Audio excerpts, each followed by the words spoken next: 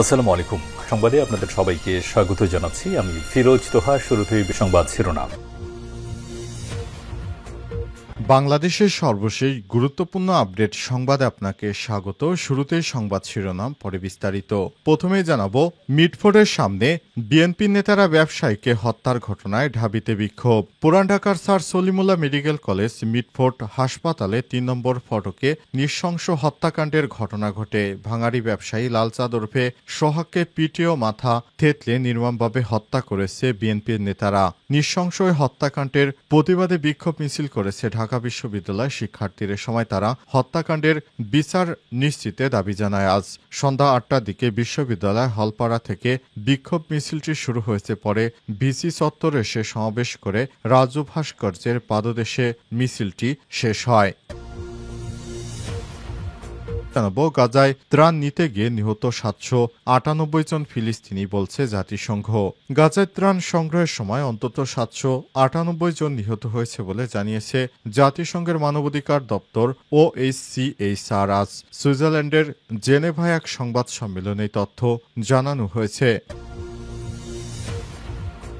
এরপর জানাবো, ইরানে এবার হামলা হলে জবাব আরও কঠোর ও নিখুঁত হবে। ইউ প্রেসিডেন্টকে মাসুদ পেজেশকিয়ান। ইরানে এবার কোনো ধরনের হামলা হলে আরও কঠোর এবং কঠিন এবং নিখুঁতভাবে ইহুদিবাদী ইসরায়েলকে জবাব দেয়া হবে বলে ইউরোপীয় ইউনিয়নের প্রেসিডেন্ট অ্যান্তনিও কোস্টাকে জানিয়েছে মাসুদ পেজেশকিয়ান।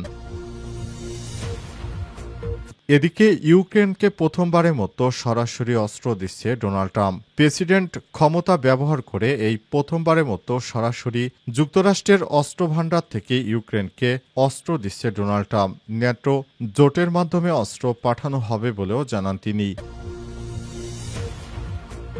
জানাবো, মিটফোর্ডের সামনে ব্যবসায়ীকে খুনের ঘটনায় বিএনপির ২ নেতাকে রিমান্ডে।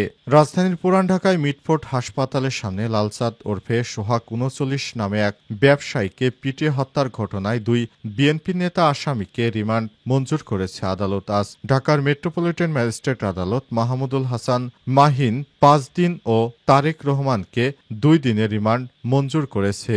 প্রিয় দর্শক, এতক্ষণ শুনছিলেন সংবাদ শিরোনাম, এবারে বিস্তারিত। তবে তার আগে বন্ধুরা, অনুরোধ থাকবে এই সংবাদটিতে একটি লাইক দিন। এই চ্যানেলে আপনি নতুন হয়ে থাকলে আমাদের সংবাদটি দেখতে দেখতে চ্যানেলটি সাবস্ক্রাইব করে রাখুন। কমেন্ট করে বন্ধুরা আপনার মূল্যবান মতামত জানিয়ে দিন আপনি বিশ্বের কোন দেশ থেকে বা বাংলাদেশের কোন স্থান থেকে আমাদের সংবাদটি দেখছেন এবং শুনছেন। আর বন্ধুরা, গাজা যুদ্ধে আপনি যদি নিরীহ ফিলিস্তিনিদের ভালোবেসে থাকেন, কমেন্টে ইয়েস লিখে বিশ্ববাসীকে জানিয়ে দিন। সংবাদটি আপনার সোশ্যাল মিডিয়া ফেসবুকে শেয়ার করে বন্ধুদেরও দেখার সুযোগ করে দিন। এবারে বিস্তারিত।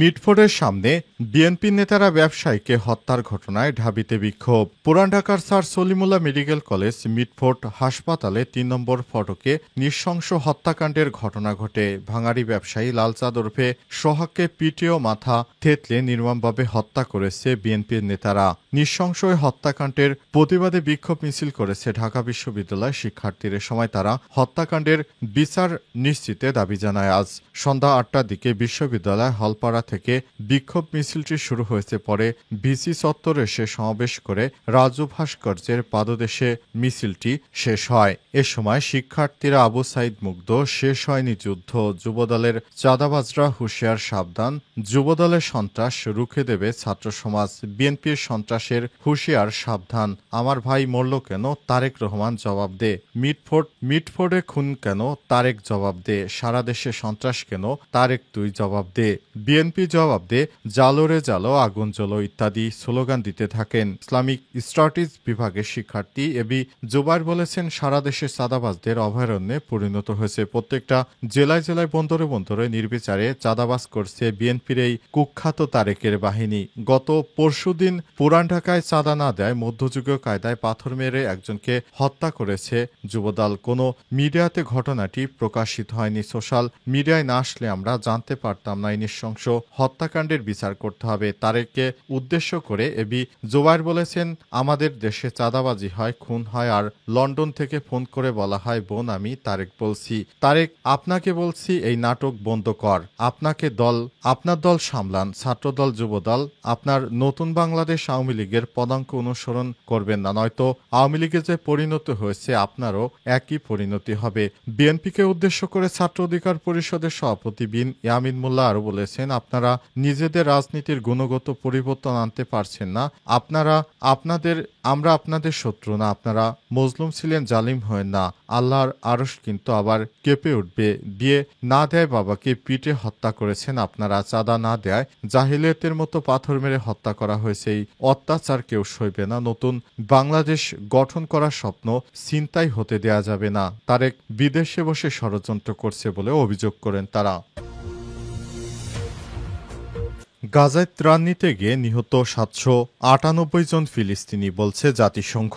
গাজায় ত্রাণ সংগ্রহের সময় 798 জন নিহত হয়েছে বলে জানিয়েছে জাতিসংঘের মানবাধিকার দপ্তর OHCHR। আজ 11 জুলাই সুইজারল্যান্ডের জেনেভায় এক সংবাদ সম্মেলনে এই তথ্য জানানো হয়েছে।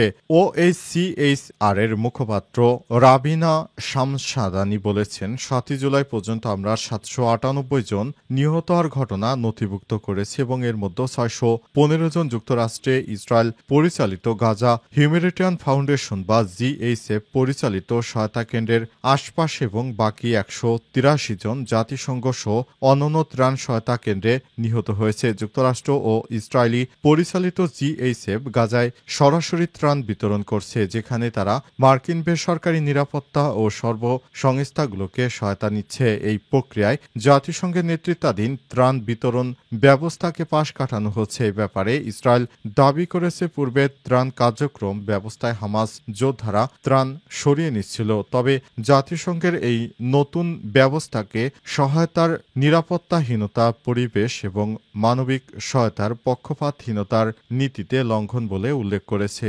মে মাসের শেষ দিকে গাজায় প্যাকেট করে খাদ্য বিতরণ শুরু করে GHF সংস্থাটি বারবার দাবি করে এসেছে তাদের পরিচালিত কেন্দ্রগুলোতে কোনো প্রাণহানির ঘটনা ঘটেনি। যদিও জাতিসংঘের রিপোর্ট বিপরীত চিত্র উঠে এসেছে। গাজায় চলমান মানবিক সংকটে এই সহিংসতার নতুন মাত্রা উদ্বেগ তৈরি করেছে বলে মত প্রকাশ করেছে মানবাধিকার বিশ্লেষকরা।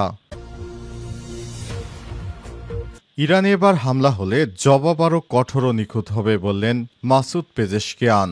ইরানে এবার যদি কোনো ধরনের হামলা করা হয় তাহলে আরও কঠোর ও কঠিনভাবে, নিখুঁতভাবে জবাব দেওয়া হবে বলে ইউরোপীয় ইউনিয়নের প্রেসিডেন্ট অ্যান্তোনিও কোস্টারিকে জানিয়েছে দেশটির প্রেসিডেন্ট মাসুদ পেজেশকিয়ান। ইরানের রাষ্ট্রায়ত্ত বার্তা সংস্থা ইরনার বরাত দেয়া এক প্রতিবেদনে তথ্য জানিয়েছে বার্তা সংস্থা রয়টার্স। এর আগে বুধবার প্রেসিডেন্টের সঙ্গে টেলিফোনে কথা বলেছেন ইরানের প্রেসিডেন্ট। ফোন আলাপে পেজেশকিয়ান বলেছেন, কোনো বৈশ্বিক সংস্থা যদি নিরপেক্ষ নীতি থেকে বিচ্যুতি হয় তাহলে ওই সংস্থার বিশ্বাসযোগ্যতা নিয়ে সংশয় আসে।